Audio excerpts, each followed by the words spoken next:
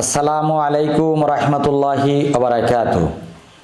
প্রিয় মুন্সিগঞ্জ এক, শ্রীনগর ও সিরাজদি খানবাসী, আমি আপনাদের কাছে ক্ষমা প্রার্থী।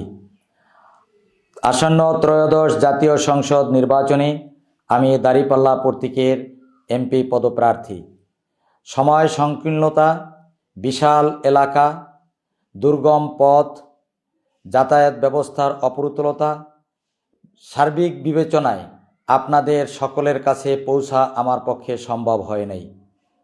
হয়তো আপনার বাড়িতে আমি গিয়েছি, আপনার কর্মস্থলে গিয়েছি, আপনার ব্যবসা প্রতিষ্ঠানে গিয়েছি, কিন্তু আপনাকে হয়তো সেখানে আমি পাই নাই। আবার আপনি আমাকে খুঁজেছেন, কিন্তু আমাকে সময় মতো আপনিও পান নাই। এজন্যে আপনার সাথে আমি নির্বাচন পূর্ববর্তী সময় সাক্ষাৎ করতে না পারার জন্যে আমি নিজেকে অপরাধী মনে করছি।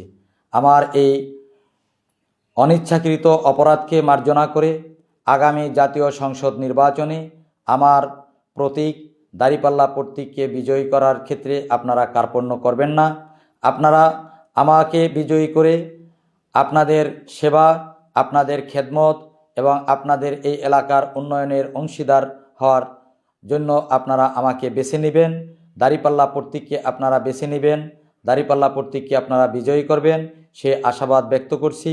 আবারও আমি আপনাদের সাথে, যাদের সাথে যেই অঞ্চলে আমি পৌঁছতে পারি নাই, ইনশাআল্লাহ নির্বাচন পরবর্তী সময় আপনাদের সাথে আবার সাক্ষাৎ করব।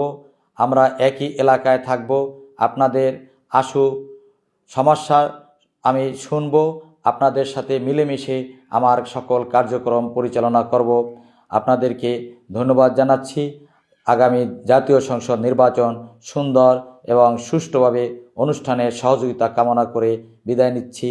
আসসালামু আলাইকুম ওয়া রাহমাতুল্লাহি ওয়া বারাকাতুহু।